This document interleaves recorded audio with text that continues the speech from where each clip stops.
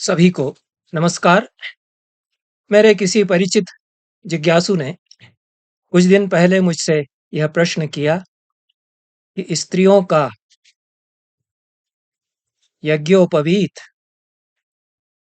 यज्ञोपवीत संस्कार प्राचीन काल में होता था या नहीं, कृपा करके यह बताएं। तो मैंने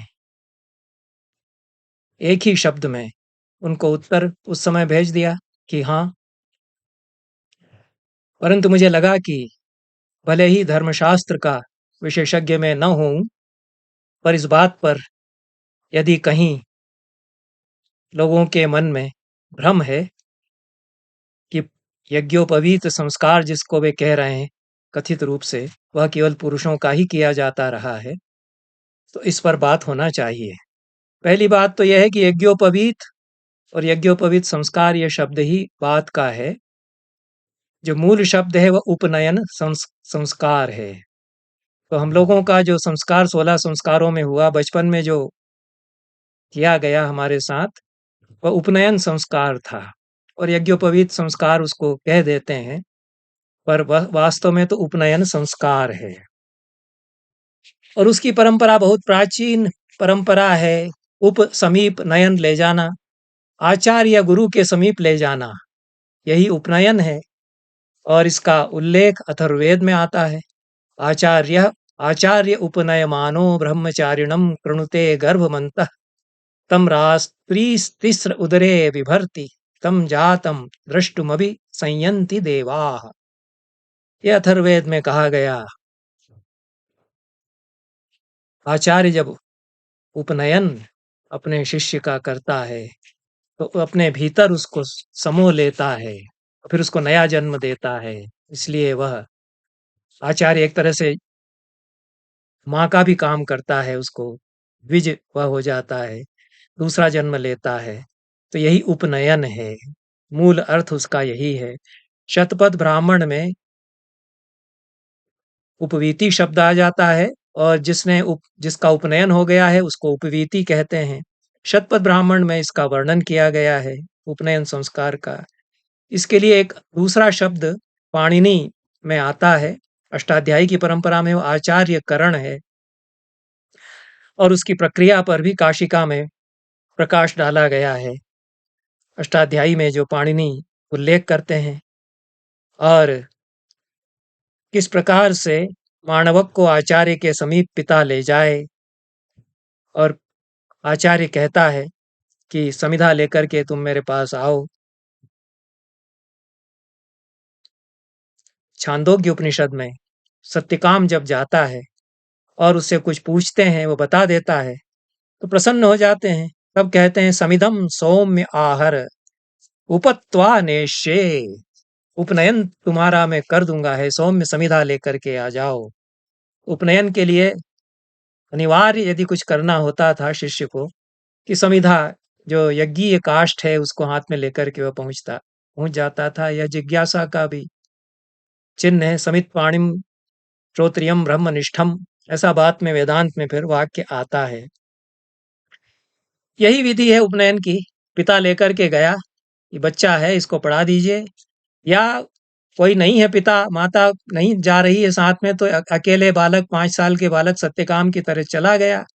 उसने कह दिया है कि कोई पिता नहीं है मेरा, कोई पता नहीं है कि मेरा पिता कौन है, और नाम मेरा जबाला का पुत्र मैं हूं, जाबाल मेरा नाम है। तो उन्होंने कहा कि नहीं, तुम सत्यकाम जाबाल कहलाओगे। माता के गोत्र पर नाम दिया गौतम ने। पिता का पता अगर नहीं है, माँ कह रही है कि किससे ये हुआ मैं नहीं जानती, कई ऋषियों की सेवा में करती थी, सबके घर में मैं दासी का काम करती थी, जबाला दासी में हूं। यही कह देना, यही उपनयन हुआ सत्यकाम जाबाल का, जो बड़े ऋषि बने। उन्हीं की परंपरा में जाबाल ही हुए, जो चारवाक दर्शन के भी प्रतिपादक हुए। पर सत्यकाम जाबाल तक जो उपनयन हुआ वह तो इतना ही था कि आजा समिधा लेकर, मैं उपत्वा नेष्ये कह दिया उन्होंने। त्रय सूत्रों में फिर विस्तार से विधि बनती है और आचार्य एक उत्तरीय कंधे पर रखने के लिए दे देता है। उसकी 3 स्थितियां बताई गईं कि वह निवीत, आवीत और उपवीत 3 स्थितियों में उसको कंधे पर रखा जाता है। अंतिम स्थिति उपवीत की है, उसको उस तरह से धारण कर लेता है अपने कंधे पर, वाम स्कंध पर, तो उपवीत ही हो जाता है। तो यज्ञोपवीत धागे वाला नहीं है, वह उत्तरीय है। यहाँ तक प्राय ग्रह्य सूत्रों में भी एक उत्तरीय वस्त्र है, और वस्त्र भी नहीं है, मृगचर्म है वह। तो उसको कंधे पर धारण करता है 3 स्थितियों में, निवीत, आवीत और उपवीत। उपवीत स्थिति में फिर वो उपवीत ही हो जाता है। इतना ग्रह्य सूत्रों में मिलता है। यज्ञोपवीत का उल्लेख भी प्राचीन ग्रह्य सूत्रों में, जो जनेऊ जिसको कहते हैं धागे वाला, उसका नहीं आता।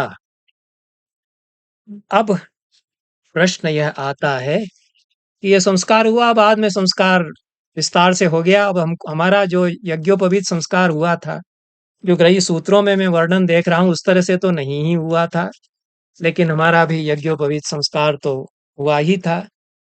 और यदि हमने उतार दिया तो ठीक किया, क्योंकि ग्रह्य सूत्रों में ये वर्णन है कि चाहे वो मृगचर्म वाला यज्ञोपवीत हो, चाहे सूत्र वाला हो, उसको सदैव कंधे पर लटकाए रहना आवश्यक नहीं है।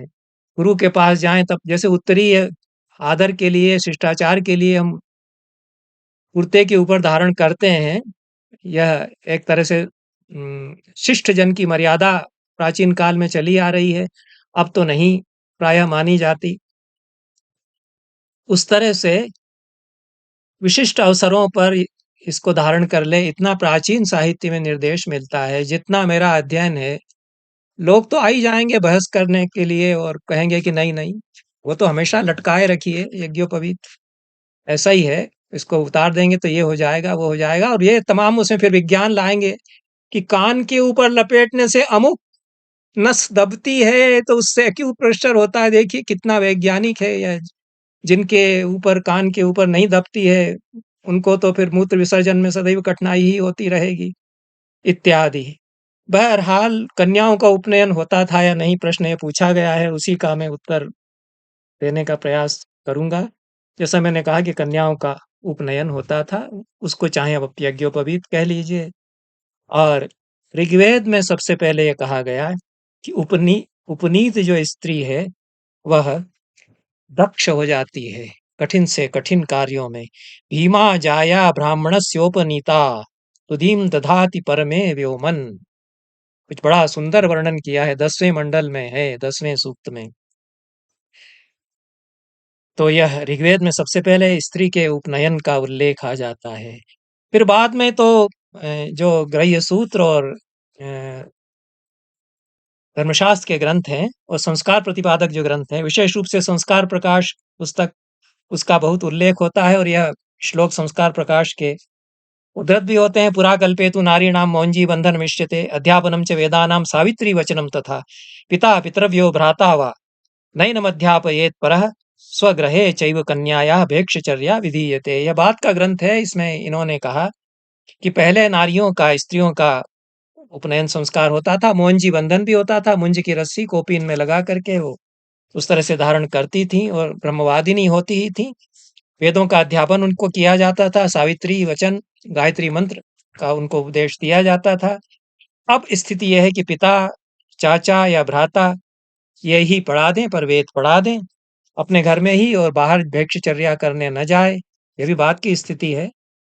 जब स्त्रियों का बाहर निकलने में थोड़ा सामाजिक मान मर्यादाओं का प्रश्न आया और सुरक्षा का भी प्रश्न आया, तब वो घर में ही भवती भिक्षाम देहि, भवती किसको कहेंगे, भगवान भिक्षाम ददातु ऐसा कह सकती होगी, लेकिन वो वहीं अपने घर के ही लोगों से भैक्षचर्या भी कर ले ऐसा। परंतु तैत्तिरीय ब्राह्मण में जो प्राचीन उल्लेख हैं, उनमें स्त्री का उपनयन संस्कार कराया जाना चाहिए, ऐसा निर्देश है। और यदि नहीं हुआ है, क्योंकि कहीं कहीं वैकल्पिक विधान मिलते हैं कि स्त्रियों का, जो द्विज परिवार की, ब्राह्मण, क्षत्रिय और वैश्य परिवार की जो स्त्रियां हैं, उनका उपनयन वैकल्पिक है, कराते हैं तो बहुत अच्छा है। लेकिन तैत्तिरीय ब्राह्मण यह निर्देश देता है कि किसी स्त्री का उपनयन संस्कार विवाह के पूर्व यदि नहीं हुआ हो, तो विवाह के पश्चात इस संस्कार को संपादित करके ही वह विवाह यज्ञ में सम्मिलित होगी। विवाह चूंकि एक यज्ञ है, उस यज्ञ में पति के साथ वह तभी बैठेगी जब उसका उपनयन भी कर दिया जाएगा। यह तैत्तिरीय ब्राह्मण में निर्देश दिया गया है। आजकल तो यह जो पूरे शॉर्टकट तरीके हैं, उसमें विवाह के समय जो लड़का है उसका भी कुछ उपनयन के नाम पर थोड़ा बहुत करा दिया जाता है और सब मजाक जैसा यह हो गया है। शतपथ ब्राह्मण में कन्या के उपनयन संस्कार और ब्रह्मचर्य जीवन का बहुत सुस्पष्ट उल्लेख है। यह तो सबसे प्राचीन ब्राह्मण ग्रंथ है शतपथ ब्राह्मण, और इसमें कन्या का उपनयन किया जाना चाहिए और ब्रह्मचर्य कन्या पालन कर सकती है, यह यहाँ पर कहा गया है। स्मृति ग्रंथों में ब्रह्मवादिनियों का भी उल्लेख आता है, और हारीत स्मृति जो है उसमें ब्रह्मवादिनी के लिए कहा गया है कि ब्रह्मवादिनी को उपनयन, वेदाध्ययन और अपने ही घर में भिक्षा प्राप्ति के कर्तव्यों का पालन करना चाहिए। और जो सद्यो वधू है उसका विवाह के अवसर पर केवल उपनयन संस्कार कर दिया जाए।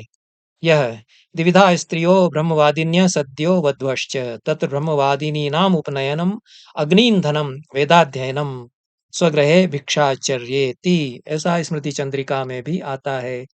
गोभिल गोभिल ग्रह्य सूत्र है, ये तो ग्रह्य सूत्रों में सुविदित है। उसमें कहा गया है कि कन्याओं को उपनयन में यज्ञोपवीत धारण करना चाहिए। आश्वलायन ग्रह्य सूत्र में भी स्त्रियों के लिए उपनयन और समावर्तन का विधान किया जाता था। समावर्तन यदि होगा तो उन्होंने गुरुकुल में अध्ययन किया है, तभी समावर्तन होगा। तो यदि उपनयन संस्कार और समावर्तन संस्कार दोनों बताए जा रहे हैं, तब गुरुकुलों में कन्याओं के लिए अध्ययन का विधान है, व्यवस्था भी है।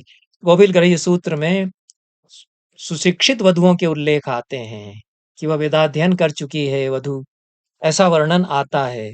और बाद के उल्लेखों में मनु कहते ही हैं कि बालकों का जिस प्रकार से उपनयन किया जाता है, बालिकाओं का भी किया जाए, लेकिन आमंत्रित किया जाए। आमंत्रिका तु कार्ययम स्त्रीणाम आवृदशेषतः संस्कारार्थम शरीरस्य यथा कालम यथा क्रमम, ऐसा मनु कहते हैं। पर मनु के उल्लेख मनुस्मृति बात की है। ब्रह्मचर्य का पालन कर सकती है। ब्रह्मचर्य का अर्थ सेलिबेसी यहाँ नहीं है, वेदाध्ययन से आशय है। तो वह ब्रह्मचर्य का पालन करे, अर्थात स्वाध्याय करे और वेदाध्ययन करे। अथर्ववेद में कहा है ब्रह्मचर्येण कन्या युवानम विन्दते पतिम। यह ब्रह्मचर्य का पालन अवश्य करे और उपनयन के पश्चात सुव्यवस्थित रूप में शिक्षा उनको दी जाए, और पंडिता हमारी पुत्री हो, यह कामना वैदिक ऋषि जो वैदिक काल के गृहस्थ थे वो किया करते थे। तो इसके लिए भी विधान मिलते हैं। अथ य इच्छेद दुहिता में पंडिता जायते सर्वमायुर्यादिति तिलोदनम पाचयित्वा सर्पिष्मन्तमश्नीयाताम ईश्वरौ जनयितव्यै। बृहदारण्यक उपनिषद में यह कहा गया है कि पंडिता मेरी पुत्री हो। एक तो पुत्री की कामना कर रहा है, सबसे अच्छी बात तो यह है। दूसरे पुत्री हो तो पंडिता हो, यह कामना कर रहे हैं दोनों दंपति। और यदि ऐसे दंपति हैं सौभाग्य से भारतीय समाज में, तो वो ये करें, ऐसा बृहदारण्यक में उपदेश दिया गया है। शंकराचार्य ने, आद्य शंकराचार्य ने भाष्य किया तो उन्होंने कहा कि यहाँ पंडिता का अर्थ विदुषी नहीं लेना चाहिए, उसका गृह कार्य में दक्ष लेना चाहिए। क्यों लेना चाहिए? क्यों पंडिता का अर्थ में ऐसा मान लूं कि जो गृह कार्य में दक्ष में, उस स्त्री को तो गृह कार्य में दक्ष होने पर पंडिता कहा जाएगा, और पंडित जो वेद का स्वाध्याय करता है उसको कहा जाएगा। ये उपनिषद का आशय नहीं है। ये 9वीं शताब्दी में शंकराचार्य अपने समय की जो स्थितियां हैं उसके अनुसार व्याख्या कर रहे हैं। उनको आगे यह कहना चाहिए था, यदि उन्होंने नहीं कहा, कि हमें अपने समय की स्थितियों के अनुसार पंडिता की व्याख्या आज के समय में, मेरे समय में यह होगी। तब भी तो उनके समय में उनको पंडिता ऐसी मिल गई थी जो बृहदारण्यक उपनिषद के अनुसार पंडिता होंगी, जो भामती, जिसने उनको शास्त्रार्थ में चुनौती दी। इसलिए शंकराचार्य ने यदि कह दिया है कि पंडिता का आशय वेदाध्ययनशील विदुषी से न लिया जाए, तो मैं उसको अमान्य करता हूं। बाकी स्त्रियों के उपनयन के उल्लेख खूब मिलते हैं। मेरे गुरु तो प्रोफेसर रामजी उपाध्याय भारतीय संस्कृति के अध्येताओं में से एक माने जाते हैं। उन्होंने अपनी पुस्तकों में स्त्रियों के उपनयन पर अलग से प्रकरण रखे हैं। भारतीय संस्कृति पर उनके अनेक मोटे-मोटे ग्रंथ हैं। प्राचीन भारतीय साहित्य की सांस्कृतिक भूमिका और भारतस्य सांस्कृतिक निधि संस्कृत में 900 पृष्ठों का ग्रंथ है। यह 1500 पृष्ठों का ग्रंथ है। प्राचीन भारतीय साहित्य की सांस्कृतिक भूमिका, बहुत परिश्रम करके उन्होंने संस्कृत साहित्य का सांस्कृतिक अध्ययन प्रस्तुत किया है। उसमें उनकी पुस्तक में इस प्रकार के भी उल्लेख हैं कि प्राचीन काल से स्त्रियों का वैदिक काल में स्त्रियों का उपनयन करने का विधान था और गुरुकुलों में उनकी शिक्षा का भी विधान था। ये जो पुस्तक है प्रोफेसर रामजी उपाध्याय की प्राचीन भारतीय साहित्य की सांस्कृतिक भूमिका, इसमें स्त्रियों के उपनयन पर जो उन्होंने विचार करते हुए लिखा है, उसके कुछ वाक्य मुझे बहुत विचारणीय और अच्छे लगे। उनको मैं पढ़ देता हूँ और इन पर चिंतन किया जाना चाहिए, क्योंकि ये बहुत बेबाक होकर के जो उनकी शैली है और अध्ययन करके, समझ करके उन्होंने लिखे हैं। जिन कन्याओं की अभिरुचि अध्ययन के प्रति होती हो, उनका उपनयन वैदिक काल से होता आया है। प्रारंभ में जिस प्रकार सभी बालकों का उपनयन होना आवश्यक नहीं था, उसी प्रकार सभी कन्याओं का भी उपनयन नहीं होता था। इसके लिए उन्होंने हिंदू संस्काराज जो राजबली पांडे की किताब है, उससे भी संदर्भ दिए हैं। सदा से ही पुरुषों की अपेक्षा स्त्रियों में शिक्षा की कमी रही है। ऐसी परिस्थिति में ऐसी कन्याओं की संख्या प्राचीन काल में बहुत अधिक नहीं थी जिनका उपनयन होता हो। जो कन्याएं अध्ययन करने के लिए आश्रम में जाती थीं, उनका उपनयन होता था। कालांतर में कन्याओं के विवाह की अवस्था क्रमशः कम निर्धारित होती गई। ऐसी परिस्थिति में उनका आश्रम में जाकर पढ़ना बंद होने लगा और ऐसी कन्याओं की संख्या स्वल्प मात्र रह गई जो उपनयन के पश्चात वेद विद्याओं का अध्ययन करती हों। कन्याओं का उपनयन विवाह के समय केवल धार्मिक विधान की पूर्ति के लिए होने लगा। इसके लिए उन्होंने, जो मैं बता चुका हूँ, आर्य धर्मसूत्र का उदाहरण दिया है। स्मृति चंद्रिका और संस्कार प्रकाश में भी मिलते हैं। वही उसी तरह के वाक्य हैं, वे वहीं से उसी शब्दावली में बाद के धर्मशास्त्रकार फिर उद्धृत करते हैं। विवाह के अवसर पर कन्याओं के यज्ञोपवीत धारण करने का उल्लेख गोभिल ग्रह्य सूत्र में भी मिलता है। तो यह कुछ जो बहुत विचारणीय संदर्भ हैं, और मनु का संदर्भ तो उन्होंने दिया ही है, पर बाद तक ऐसी कन्याएं होती रहीं जो जब यज्ञोपवीत संज्ञा चल पड़ी और यज्ञोपवीत धारण हम करेंगे ऐसा आग्रह करके जो बालिकाएं यज्ञोपवीत धारण करती थीं, वे हुआ करती थीं। सबसे बढ़िया उल्लेख बाणभट्ट की महाश्वेता का है। इसका भी उपाध्याय जी ने जिक्र किया है और बाणभट्ट ने लिखा है कि वह तपस्विनी महाश्वेता, उसका शरीर ब्रह्मसूत्र से पवित्र हो रहा था। तो उपवीत और यज्ञोपवीत और ब्रह्मसूत्र, ये 3 संज्ञाएं हैं। और जो प्राचीन यज्ञोपवीत है वह मृगचर्म का बाद में सूत्र का बनने लगा, तो ब्रह्मसूत्र भी उसके लिए संज्ञा चल पड़ी। और संदर्भ बाद में भी मिल सकते हैं, पर जैसा उपाध्याय जी ने कहा है कि कम संख्या पुरुष प्रधान समाज में उन महिलाओं की और उन बालिकाओं की होती थी जो जिद करके वेदाध्ययन के प्रति आग्रहशील होती थीं और यज्ञोपवीत भी धारण करती थीं। और बाणभट्ट ने यदि उल्लेख किया है, तो बाणभट्ट तो अपनी कविता में, अपनी रचना में एक समानांतर छवि प्रस्तुत कर रहे हैं कि ऐसा होना चाहिए। आवश्यक नहीं है कि सचमुच में महाश्वेता 6ठी-7वीं शताब्दी में कोई मिल ही जाए। बाणभट्ट प्रस्तुत करते हैं कि हाँ, एक ऐसी स्त्री मैं चाहता हूँ। अद्भुत छवि उसकी फिर वे गढ़ते हैं। बाणभट्ट और भवभूति ये दोनों ही महान कवि हैं जो स्त्रियों को लेकर के इस प्रकार का विमर्श बहुत करते हैं कि स्त्रियों के लिए ऐसी व्यवस्था क्यों नहीं। तो भवभूति में भी एक लड़की है जो चली जा रही है जंगल में कि मैं निगमांत विद्या पढ़ने के लिए वाल्मीकि के आश्रम से दंडकारण्य जा रही हूँ और अकेली चली आ रही है। आत्रेयी उत्तरामचरित में। तो तेभ्यो दिगंतुम निगमांत विद्याम वाल्मीकि पार्श्वाधिह पर्यटामी। वाल्मीकि के आश्रम में अब वेदांत मुझे पढ़ाने की व्यवस्था समीचीन नहीं हो पा रही है, क्योंकि वहां तो सब रामायणमय हो गया। कुशोल्लव रामायण का गान जिस अब करने लगे, और इतने तेज हैं और वो सारी विद्याएं भी बहुत जल्दी सीख रहे हैं। तो मैं जिस वेदांत का अध्ययन करना जिस तरह से चाहती हूँ, वो वहां नहीं बन पा रही है व्यवस्था। कैसी लड़की वह है कि वो छोड़ करके चल दी, कि जहां मुझे पढ़ाने के लिए गुरु उस तरह के मिलेंगे वहीं चली जाती हूँ। तो वाल्मीकि का आश्रम कहाँ और दंडकारण्य कहाँ, वहां से वो चली जा रही है। यह भभूति प्रस्तुत करते हैं। यह हो सकता है कि यथार्थ न हो। ये भभूति तो कह रहे हैं कि ऐसा होना चाहिए। जो महान स्वप्नदर्शी कवि हैं, वो उस स्त्री की कल्पना, उस स्त्री की छवि प्रस्तुत करते हैं कि स्त्री ऐसी होनी चाहिए, और उस स्त्री की हम कामना करते हैं।